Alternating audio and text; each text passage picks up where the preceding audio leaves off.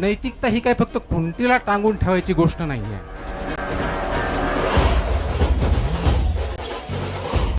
अन्न व औषध प्रशासन विभागाचे आयुक्त तुकाराम मुंढे हे गेल्या काही दिवसांपासून त्यांच्या धडक कारवायांमुळे चर्चेत आहेत. अशातच आता मुख्यमंत्री देवेंद्र फडणवीस यांच्या नागपूर शहरातील 3 नामांकित हॉटेल्सवर तुकाराम मुंढे यांनी धडक कारवाई केली. या हॉटेल्सचे परवाने निलंबित करण्यात आले आहेत.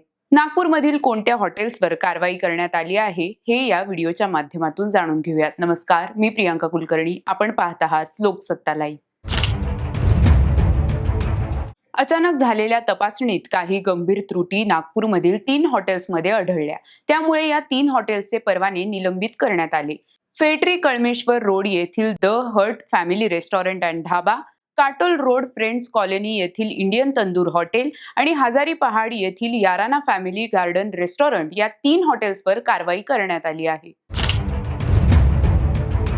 The heart family restaurant and dhaba मध्ये झालेल्या तपासणीत अन्न आणि कच्चा माल एकाच ठिकाणी ठेवलेला आढळला. स्वयंपाकघरातील फरशी उखडलेली होती.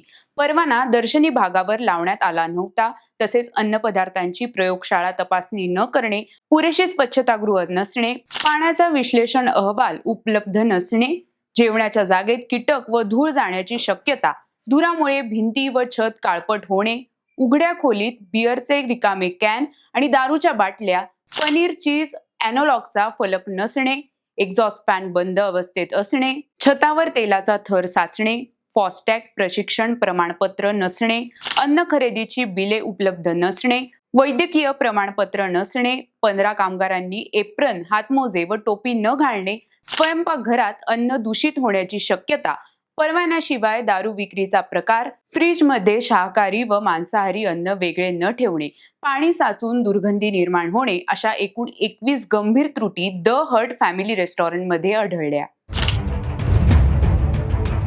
नोंदणी प्रमाणपत्र प्रदर्शित न करणे, उघडे किचन, माशांचा प्रादुर्भाव, कामगारांनी टोपी एप्रन न घालणे, वैद्यकीय प्रमाणपत्र नसणे, पिण्याच्या पाण्याचा विश्लेषण अहवाल व पेस्ट कंट्रोलचा अभिलेख नसणे, फ्रीज व डीप फ्रीजची अस्वच्छता, शाकाहारी व मांसाहारी अन्न एकत्र ठेवणे, स्टोअरमध्ये कामगारांचे कपडे ठेवणे, अस्वच्छ स्टोअर, पीठ जमिनीवर ठेवणे, धुतलेली भांडी अस्वच्छ ठिकाणी ठेवणे, भांडी धुण्याची जागा अस्वच्छ असणे, किचनला संरक्षक जाळी नसणे, डायनिंग रूमच्या भिंतीचे पापुद्रे निघणे, कचरा डायनिंग मध्ये ठेवणे, भिंतीमध्ये ओलावा अशा गंभीर त्रुटी इंडियन तंदूर हॉटेलमध्ये आढळल्या.